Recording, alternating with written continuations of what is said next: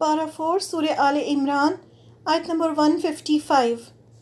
اعوذ باللہ من الشیطان الرجیم، بسم اللہ الرحمن الرحیم۔ ان الذین، بے شک وہ جو،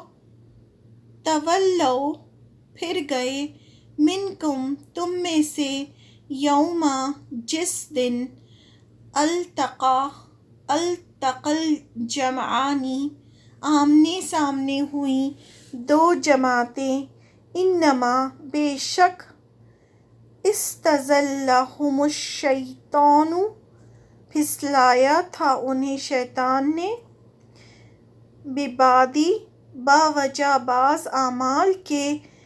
ما جو کسبوا انہوں نے کمائے، وَلَقَدْ اور البتہ تحقیق، عفا اللہ درگزر کیا اللہ نے، عنہم ان سے، ان اللہ بے شک اللہ، غفور حلیم بہت زیادہ بخشنے والا اور بردبار یعنی حلیم ہے۔ اب یہاں پر جنگ احد کا ذکر ہو رہا ہے۔ جنگ احد کا ذکر ہو رہا ہے کہ جب دو لشکر آمنے سامنے ہوئے، تم میں سے جن لوگوں نے اس دن پیٹھ پھیری جب دونوں لشکر ایک دوسرے سے ٹکرائے، در حقیقت ان کے بعض اعمال کے نتیجے میں شیطان نے ان کو پھسلایا تھا، اور یقین رکھو کہ اللہ نے ان سے درگزر کیا، یقیناً اللہ بہت معاف کرنے والا بڑا بردبار ہے۔ اب یہاں پر ہم تھوڑا سا دیکھتے ہیں، جنگ احد کی بات ہو رہی ہے کہ جب مسلمان اور مشرکین مکہ آمنے سامنے تھے،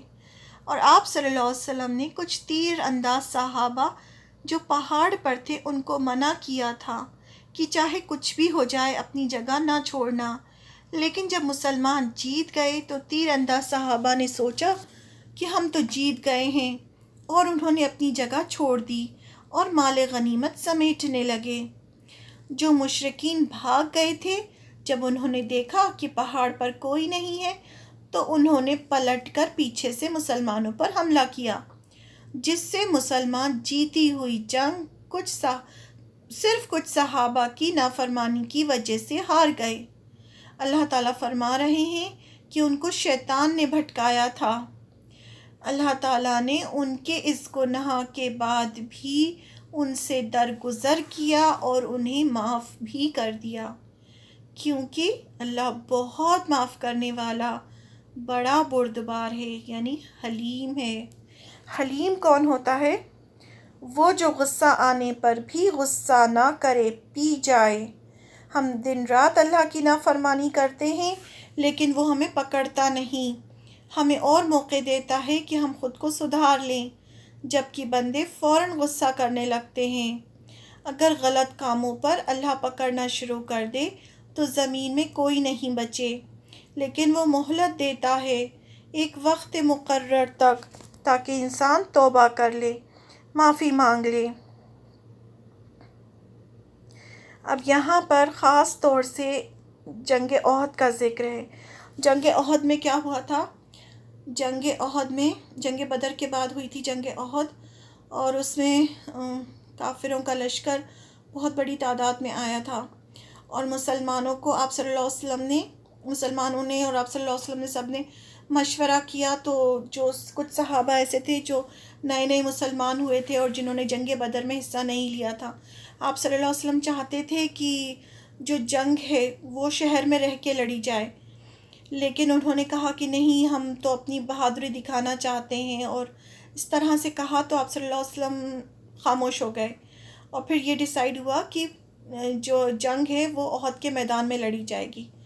جب آپ صلی اللہ علیہ وسلم پورا اپنا اسلحہ اور اب جنگی لباس پہن کر باہر آئے تو ان صحابہ جنہوں نے کہا تھا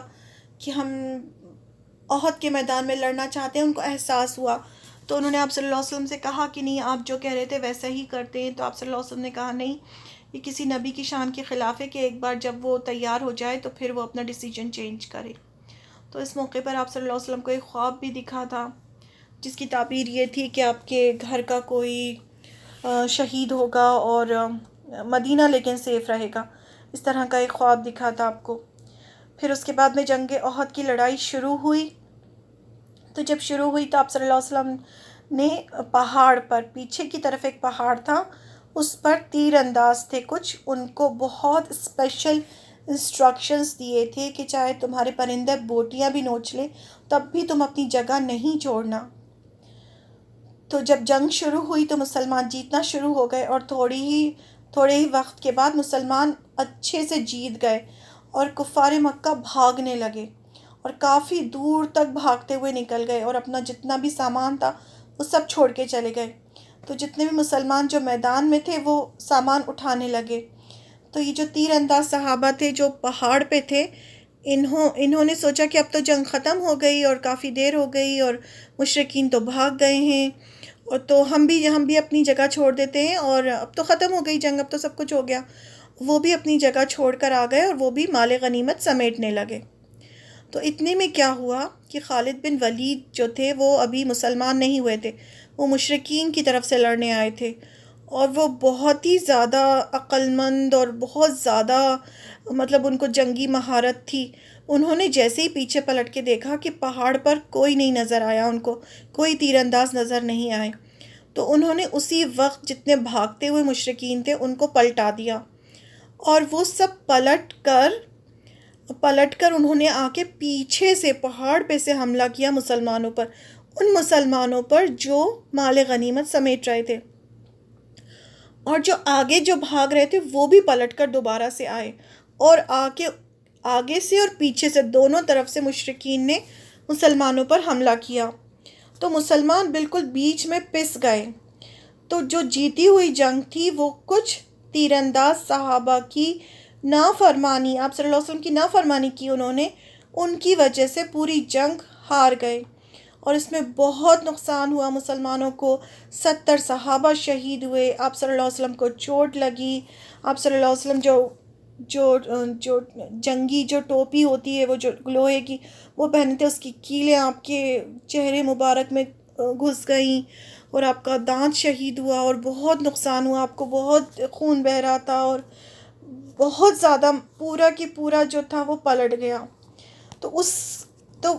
اللہ تعالیٰ نے ان صحابہ جن سے یہ غلطی ہو گئی تھی ان تک کو معاف کر دیا، اور ان سے درگزر کیا، اور کہا کہ شیطان نے انہیں پھسلا دیا تھا، اور ان کے کچھ بعض اعمال کی وجہ سے. بعض اعمال کیا تھے کہ انہوں نے آپ صلی اللہ علیہ وسلم کی نافرمانی کر دی تھی، اور یہ چیز جو ہے شیطان نے انہیں پھسلایا تھا، اور اللہ نے ان سے درگزر کیا، اور اللہ تعالیٰ نے انہیں معاف کر دیا، کیونکہ اللہ تعالیٰ بہت غفور حلیم ہے. تو یہ چیز اللہ تعالیٰ نے ہمیں بھی اس سے سبق لینا چاہیے کہ اتنے بڑے بڑے جو ہمیں ایسا لگتا ہے کہ نہیں یہ تو ہمارا بہت بڑا گناہ ہو گیا، اسے تو اللہ تعالیٰ معاف نہیں کریں گے، لیکن ہمیں نہیں پتہ کہ اللہ تعالیٰ کب کون سا گناہ معاف کر دے، کیونکہ وہ تو غفور حلیم ہے. تو اللہ تعالیٰ نے اپنی 2 صفت بھی یاد دلائی، اور اللہ تعالیٰ ہم سے بھی امید کرتے ہیں کہ پھر ہم بھی اسی طرح سے معاف کر دیں. اور پھر آپ صلی اللہ علیہ وسلم کو بھی آگے کی آیتوں میں آئے گا کہ فرمایا کہ وہ بھی معاف کر دیں سب لوگوں کو جن سے یہ غلطی ہوئی تھی.